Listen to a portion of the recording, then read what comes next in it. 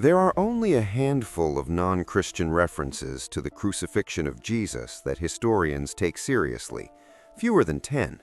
Most are fragments, some are hostile, all are disputed. Not one of them claims to be written by a Roman eyewitness present at the execution. That is the problem.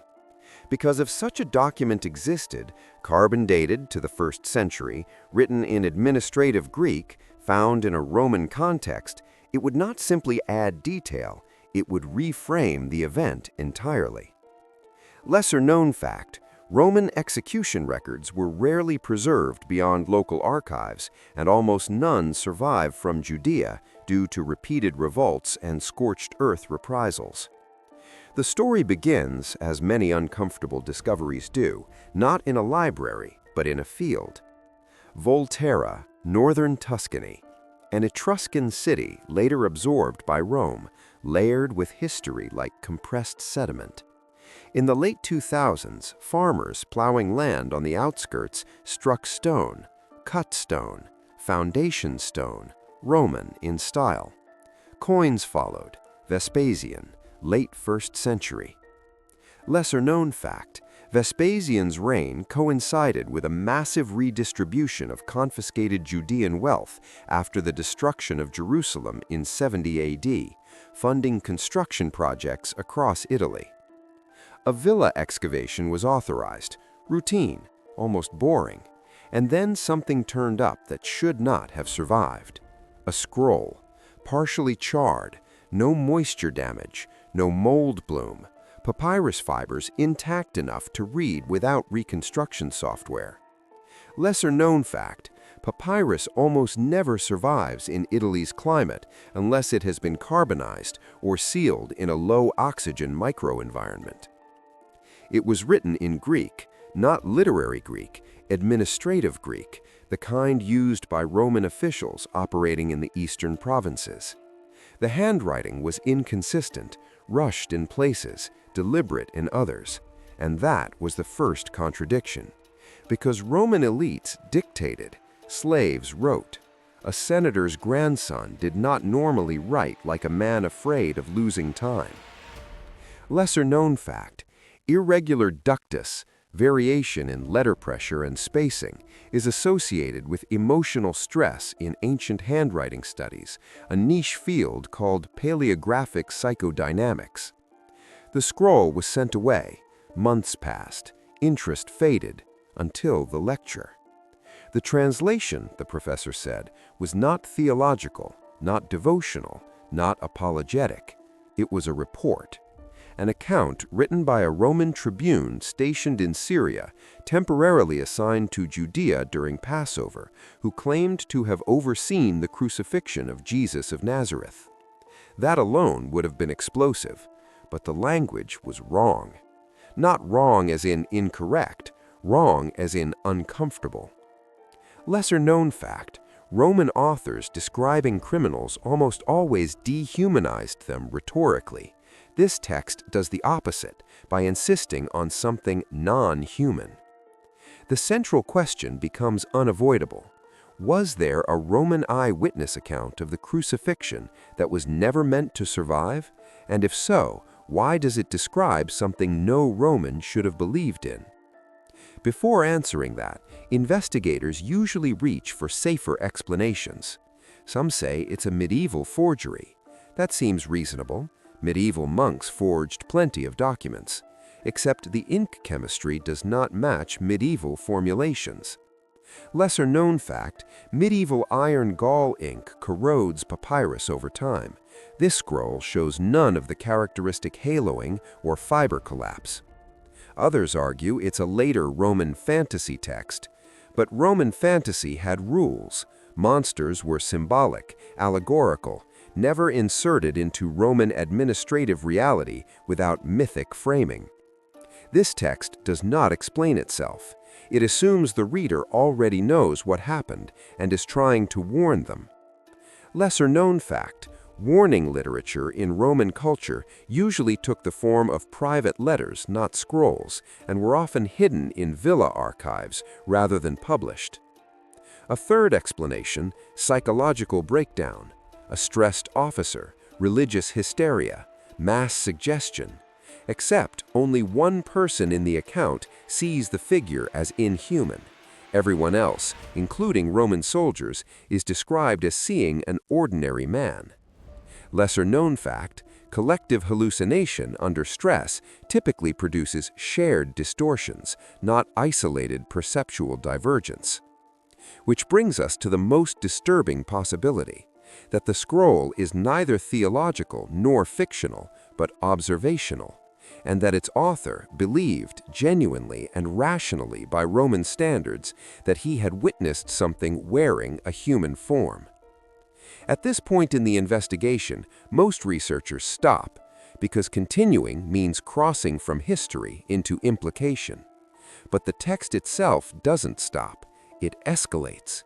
It follows the figure from entry into Jerusalem, through interrogation, through execution, through burial, and then it keeps going.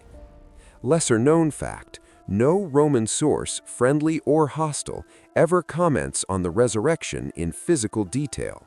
This scroll does. What happens at the tomb is not a miracle narrative, it is a security failure. And that is where the case file changes classification, because miracles invite belief. That name should not exist. Roman naming conventions were rigid. 3 names for a citizen male of status. Family names guarded like property. Deviations mattered. Lesser-known fact, Roman elites were obsessive record keepers of lineage because political legitimacy depended on ancestry. False claims were aggressively exposed by rivals. Cassius is real, infamous even. The Cassius who helped murder Julius Caesar was one of the most documented senators of the late Republic. His descendants are known extensively. But Gratus does not appear in any surviving genealogical record. That alone would normally end the discussion, except absence in Roman records does not mean non-existence. It often means intentional erasure. Lesser-known fact, the Roman Senate practiced damnatio memoriae, the removal of individuals from public record, more often for political embarrassment than for crimes. The scroll describes its author as a tribune in Syria, attached to Legio X Fretensis and Legio VI Ferrata. That detail is precise. Too precise. Lesser-known fact, Legio X Fretensis was redeployed to Judea permanently after 70 AD, but before that, detachments were temporarily assigned during unrest, exactly as the scroll claims. Then comes Pontius Pilate. Pilate is usually remembered as indecisive, weak, pressured by crowds. That image comes almost entirely from later Christian texts. Roman administrative correspondence paints him differently. Lesser-known fact, Philo of Alexandria describes Pilate as inflexible, ruthless, and contemptuous of Jewish customs. The scroll's Pilate matches Philo's version, not the Gospel version. He is not conflicted, he is irritated, which makes the next detail harder to dismiss. The author claims Pilate laughed at him, not mocked, laughed, as if dismissing a junior officer who reported something inconvenient. Lesser-known fact, Roman prefects routinely ignored reports that could complicate crowd control during major festivals, prioritizing stability over investigation. Then comes Jerusalem, the crowd, the donkey, the figure. This is where readers often assume metaphor, hallucination, or religious symbolism. But the language does not behave like symbolism. The author repeatedly insists on physical specificity, skin tone, hair texture, facial absence. Roman writers loved metaphor. They did not avoid it. This author avoids it deliberately. Lesser-known fact, when ancient authors describe something they fear being misunderstood, they often repeat negations. Not this, not that. A technique visible throughout the scroll. The most important contradiction appears immediately. No one else sees what he sees. Not his soldiers, not the crowd, not Pilate, not even the execution detailers trained to notice irregularities. Yet no anomaly is recorded except by him. That creates three possibilities. 1, he was delusional. 2, the scroll is fabricated. 3, perception itself is the subject. The text quietly favors the third. When he questions a soldier, the soldier describes a normal Galilean man. When he questions a Jewish worshiper, the man describes the Messiah. Different observers, different realities, same physical location. Lesser-known fact: ancient Mediterranean cultures believed sight was an active process, something emitted from the eyes, not passive reception. Perception was thought to be morally and spiritually mediated. This belief matters because the author is a Roman patrician, educated, trained, conditioned to see the world as material, ordered, hierarchical. He should be the least likely person to see a god, and yet he sees something other. The scroll never claims divinity. That is crucial. It never uses the words Deus, Theos, or Numen. It uses none of the language Romans used for gods. Instead, it uses the language Romans used for portents. Lesser-known fact: portents in Roman culture were not worshipped, they were documented, feared, and reported to authorities for interpretation. Then comes the trial. Jesus before Pilate. The author stands close enough to hear nothing spoken aloud, but something spoken inside his head. This is where the document crosses a line no Roman author ever crossed lightly. Internal voices were not unheard of in Roman literature, but they were always attributed to known gods or madness. This voice identifies neither. Lesser-known fact: Roman medical texts by Galen distinguish between divine inspiration and pathological auditory phenomena. This account matches neither category cleanly. The voice makes a claim, not salvation, not forgiveness, continuation. You shall live to see when he will come. The grammar is odd, non-native, as if translated, as if spoken by something that learned language rather than evolved in it. Lesser-known fact: non-native Greek interference patterns can be detected even in translated texts. This scroll shows several. The crucifixion proceeds. Here, the author notes something that should alarm any historian. The human body dies. The thing he sees does not. This is not resurrection theology. This is duality. Lesser-known fact: no early Christian text separates Jesus into two coexisting forms during death. This idea appears nowhere else.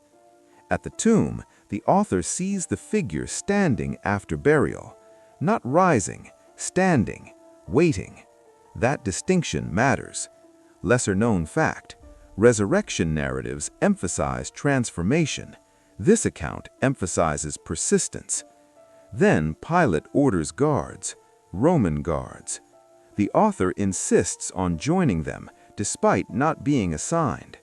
This is irrational behavior for a career officer, unless fear overrides protocol. Lesser-known fact: Roman military manuals note that officers who violate assignment boundaries under stress often anticipate an unrecorded threat. Then the third night. The sky changes. Red haze, stillness, no wind, no sound. The author describes environmental suppression, not spectacle. Lesser-known fact: several ancient disaster accounts describe sudden silence before seismic or atmospheric events, including Pliny's account of Vesuvius. Then the stone is moved, not shattered, not exploded, rolled, deliberately, quietly, and the creature emerges. Plural, not one, many, identical, moving together. Lesser-known fact: ancient literature almost never depicts replication. Duplication is associated with nightmares, not myths. The author attacks. His sword passes through, then is stopped. Physical interaction without injury. That is not ghost lore. That is not divine invulnerability. That is something else entirely.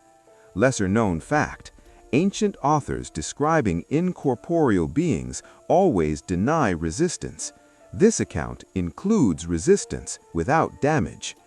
Then they leave, not upward, not into light, into the surrounding world, into Rome's future. And the author survives, not punished, not promoted, just unchanged. He does not age. This is the final detail most readers dismiss: immortality trope, legend, forgery. But the author does not call it a gift. He calls it a sentence. Lesser-known fact: in Roman culture, eternal life was considered a curse unless accompanied by honor. Immortality without glory was feared. The scroll ends with urgency, not belief. Warning: find me before they find you. And here is where the investigation turns, because the scroll was found in Italy, not Judea, not Rome, not a monastery, in a private villa archive, owned by someone wealthy enough to preserve a secret, someone who did not age, someone who had time. The spread of Christianity is usually described as a miracle of belief. A small sect, no army, no money, no political power. And yet, within 3 centuries, it sits at the center of an empire that once tried to erase it. That explanation has always been neat, too neat. Lesser-known fact: by the year 100 AD, less than 70 years after the Crucifixion, Christian communities already existed in Rome, Antioch, Alexandria, Corinth, Ephesus, and Carthage, separated by thousands of miles and hostile terrain. Movements do not spread like that without infrastructure or guidance. The scroll's author disappears from official history after his tribunate. No senatorial career, no exile, no execution. Silence, which is unusual. Lesser-known fact: Roman political failures were documented relentlessly. Disappearance without comment usually indicates internal suppression rather than public disgrace. The text claims he lived decades, married, advanced slowly, never aged. That detail feels supernatural, but it also feels administrative, because Rome tracked age obsessively. Lesser-known fact: Roman census records required age declarations for taxation, military service exemptions, and inheritance. Anomalies triggered audits. Yet no audit is mentioned, which implies avoidance or protection. Then there's the behavior of the early church itself. Christian doctrine emphasizes humility, love, patience, but its organizational growth shows precision. Lesser-known fact: early Christian communities adopted Roman administrative structures, dioceses, presbyters, councils, before gaining legal recognition, an odd choice for a persecuted sect. They spread along Roman roads. They appeared first in port cities. They targeted households, not crowds. Lesser-known fact: household conversion is the most efficient vector for ideological spread in pre-literate societies, outperforming public preaching by orders of magnitude. The scroll describes many beings leaving the tomb, not one. That detail has no theological payoff, unless the theology came later, unless the story was simplified. Lesser-known fact: oral traditions compress complexity over time. Multiplicity is often reduced to singular figures for narrative stability. Then comes the immortality. If the author is telling the truth, even metaphorically, his role is not prophet. It is observer, witness, someone meant to watch something unfold over centuries. That reframes early Christian persecution. Rome wasn't just trying to suppress belief, It may have been reacting to something it did not understand. Lesser-known fact, several Roman edicts against Christianity focus on secrecy and gatherings rather than doctrine, suggesting concern over coordination, not heresy. The author fears return, not judgment, not damnation, return, which implies absence, not defeat. Then there's the last line, "Find me, or they will find you." That is not first-century rhetoric. That is operational language. Lesser-known fact, Roman military warnings often ended with conditional imperatives, act before the enemy does, mirrored in the scroll's final sentence. So we circle back to the central question. Did we discover a scroll containing an eyewitness account of the crucifixion? Historically? No. There is no verified Roman document that corroborates this narrative. No cataloged scroll, no peer-reviewed publication, no chain of custody accepted by scholarship. Records are incomplete. Sources disagree. Which leaves us with the only honest conclusion. This text is not history, but it is constructed like history, with the right details, the right omissions, the right fears. And that is what makes it dangerous. Because creepypasta works by exploiting the authority of documentation. It borrows the voice of archives, the tone of reports, the weight of footnotes. And then it asks a quieter question. What if belief was never the point? What if the figure at the center of Christianity was not meant to be worshipped, but distributed? Not resurrected, replicated. Not divine, persistent. Lesser-known fact, the earliest Christian art avoids depicting Jesus' face entirely, focusing instead on symbols, fish, anchors, shepherds, suggesting discomfort with representation. The scroll does the same. It never names the thing it sees, it only describes what it is not.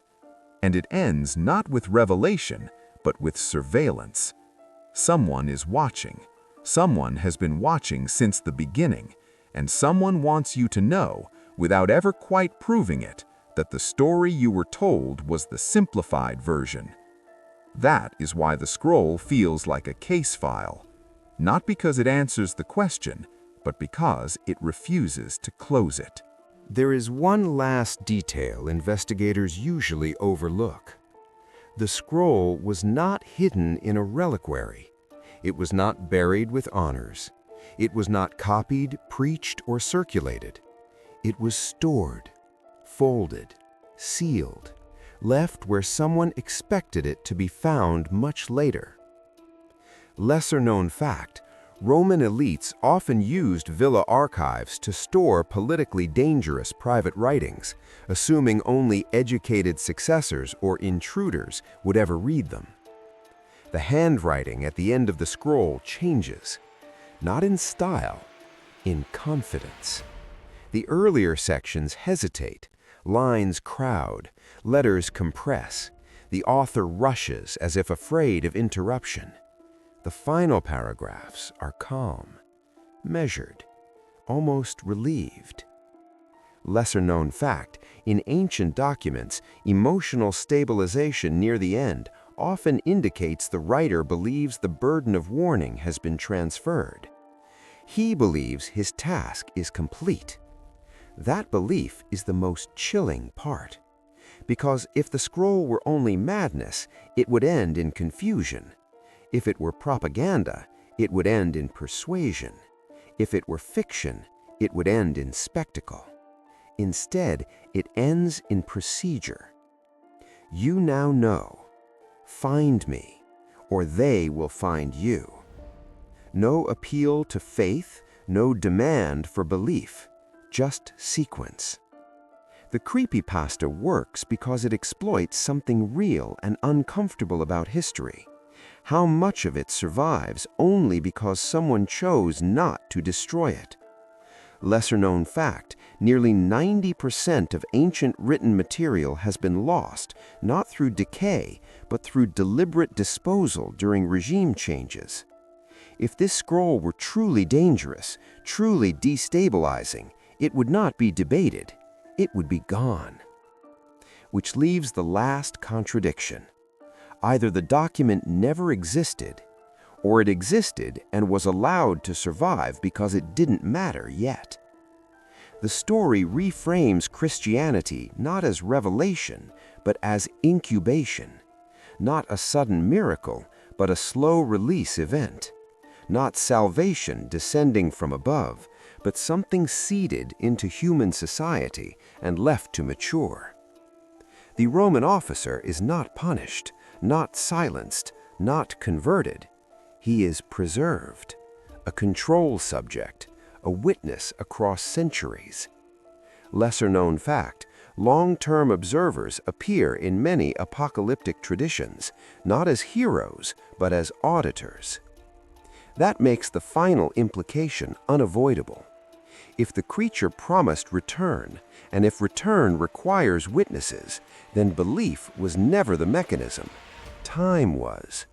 Time to spread, time to normalize, time to embed the idea so deeply into culture that resistance would look like rebellion against morality itself. Love your neighbor, turn the other cheek, accept suffering. Perfect doctrines for a species meant to endure something patiently. The scroll does not say the world will end. It says it will be claimed. And that claim will not be announced. It will be recognized, quietly, by those who can still see. Which leaves us with the only honest closing note an investigator can make. There is no proof this scroll is real. There is no evidence it was ever found. There is no record of a man who did not age. But the story persists, passed hand to hand, rewritten, reframed, surviving every attempt to dismiss it, not because it convinces, but because it waits, just like the thing on the donkey did.